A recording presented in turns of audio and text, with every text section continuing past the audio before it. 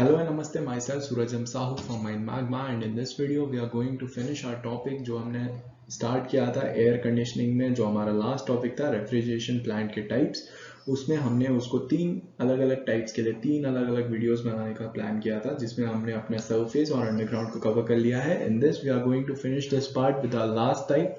Before we start this video, make sure to like, share and subscribe our YouTube channel to get more information mining. So let us start. अभी हम इसमें spot coolers के बारे में पढ़ने वाले हैं। तो अभी स्पॉट कूलर्स का बेसिक मतलब क्या होता है, उसके एडवांटेजेस डिसएडवांटेजेस क्या होते हैं, उसके स्पेसिफिकेशंस क्या होते हैं, उस चीज को हम समझेंगे। अभी हम स्टार्ट करते हैं पहले स्पॉट कूलर के बारे में। तो स्पॉट कूलर्स में बेसिकली होता क्या है कि ये स्मॉल कैपेसिटी के रेफ्रिजरेटिंग यूनिट्स होती है जो उसी के लिए बनाई गई होती है। अगर कोई आइसोलेटेड हॉट वर्किंग प्लेस है, उसी के लिए हम लोग स्पॉट कूलर्स बनाते हैं। जैसा कि नाम है spot cooler. Spot coolers means कि कोई एक पर्टिकुलर स्पॉट को अगर हमें ठंडक पहुंचानी है, उसके लिए हमने एक रेफ्रिजरेशन सिस्टम बनाया, तो उसी को बोलते हैं हम लोग spot cooler. Spot coolers basically छोटे कैपेसिटी के रेफ्रिजरेशन यूनिट होती हैं जो उसी जगह के लिए हम लोग अप्लाई करते हैं जहाँ पे एक आइसोलेटेड एरिया होता है, जहाँ पे हॉट वर्किंग या फिर वहाँ पे बहुत ही ज़्यादा टेम्परेचर हाई है। उस पर्टिकुलर पार्ट को ठंडा करने के लिए हम लोग स्पॉट कूलर्स का यूज़ करते हैं। और ये क्या होते हैं, ये बेसिकली छोटे सेमी पोर्टेबल नेचर के होते हैं, जिनकी कैपेसिटी होती है 50 to 500 किलोवाट तक, ये उसकी कैपेसिटी होती है। और इसका जो साइज होता है, वो साइज जो है वो हमारा मैकेनिज्म पे डिपेंड करता है। Like it is the based on size of mechanism, they can be divided into two broad categories. उसको दो कैटेगरीज, अलग अलग कैटेगरीज में हम डिवाइड कर सकते हैं। पहली कैटेगरी है हमारी यहाँ पे small spot coolers.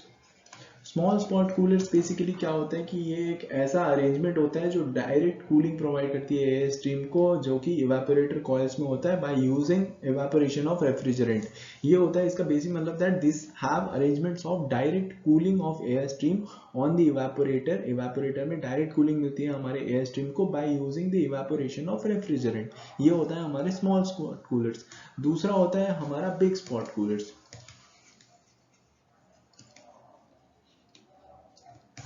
Big spot coolers क्या होते हैं, ये कुछ ऐसे इंटरमीडिएट कूलेंट को, मतलब अगर हमें क्या बोल सकते हैं हम इसको, this uses some intermediate cooling. जैसे कि हमारा पानी हो गया, पानी से हम लोग हवा को ठंडा कर रहे हैं, तो ये चीज इधर बिग स्पॉट कूलर में यूज आती है। तो ये हो गए हमारे दो टाइप, जो कि पहला हो गया हमारा small spot cooler and second is our big spot coolers. अभी हम इसके एडवांटेजेस और कुछ डिसएडवांटेजेस समझने की कोशिश करते हैं।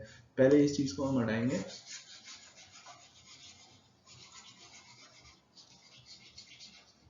यस, तो अभी हम इसके एडवांटेजेस को देखते हैं। कुछ इसके एडवांटेजेस है, कुछ इसके डिसएडवांटेजेस है, उसको वन बाय वन हम समझने की कोशिश करते हैं। तो पहला एडवांटेज क्या है, इसकी जो पोजिशनल प्रोफिशिएंसी है वो तीनों से सबसे बेहतर है। मतलब इसकी maximum, first is that maximum positional proficiency है इसकी।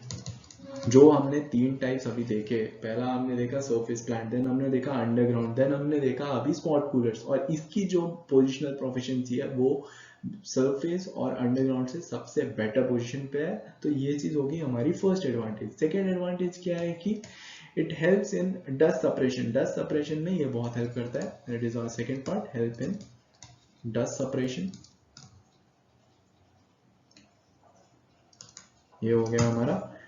तीसरी चीज क्या है कि ये बहुत कॉम्पैक्ट, मतलब छोटा सा एक स्पॉट के लिए काम है, तो इसका जो कॉम्पैक्टनेस है वो भी एक हमारा एडवांटेज है कि बहुत कॉम्पैक्ट होता है। The compactness is also an advantage. And the fourth point is that it is very effective in deep mines, या फिर हमारे कोल माइंस होते हैं उधर ये बहुत ज्यादा इफेक्टिव वे में काम करता है। तो इफेक्टिव कहाँ है हमारा, पहले सबसे ज्यादा इफेक्टिव है deep metal mines and coal mines. यहाँ पे ये बहुत ही इफेक्टिव वे में स्पॉट कूलर्स काम करते हैं। तो ये चार हो गए इसके कुछ एडवांटेजेस, जैसे कि maximum positional proficiency, help in dust separation, compactness and effective. ये जो सबसे ज्यादा इफेक्टिव होता है ये डीप मेटल माइंस में या फिर कोल माइंस में होता है। अभी इसके कुछ थोड़े से ही डिसएडवांटेजेस है, बेसिकली दो डिसएडवांटेजेस है, उसको हम समझने की कोशिश करेंगे।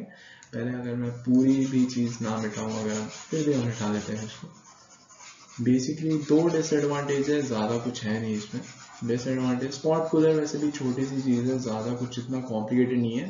जैसा कि हमने देखा था कि स्पॉट कूलर का मतलब ही वही है कि एक पर्टिकुलर एरिया में काम करने के लिए, तो उसी हिसाब से इसके डिसएडवांटेजेस होंगे।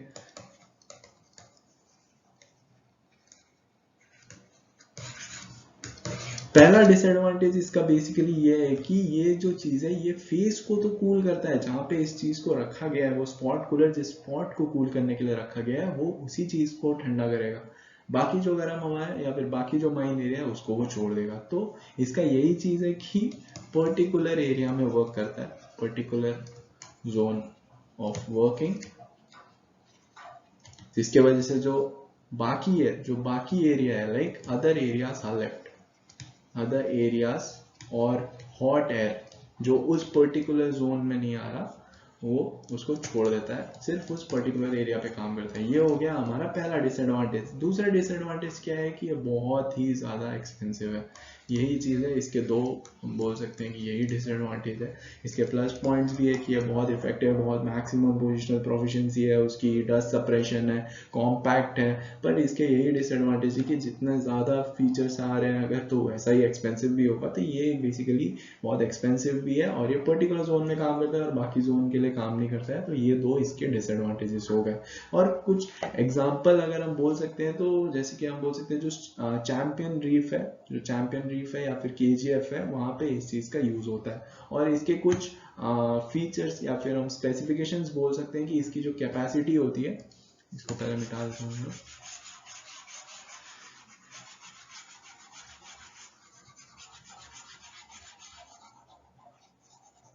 यस, तो कुछ इसके अलग अलग स्पेसिफिकेशंस क्या हो सकते हैं कि इसकी जो कैपेसिटी हम पकड़ लें, अगर कैपेसिटी जो है इट इज़ 140 किलोवाट इसकी कैपेसिटी है। सेकेंड, जो रेफ्रिजरेंट इसमें यूज़ होता है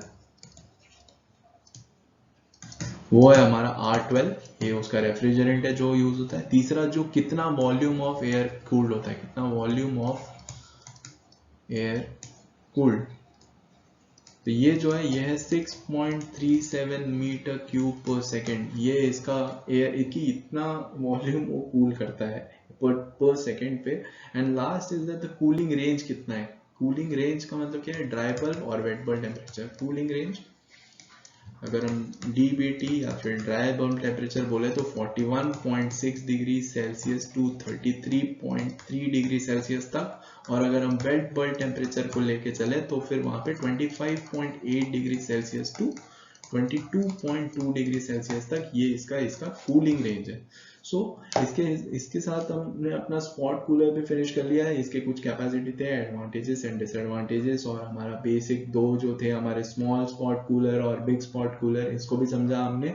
so I hope you understood this part. इसके साथ हमने हमारा पूरा एयर कंडीशनिंग पूरा पार्ट को फिनिश किया है।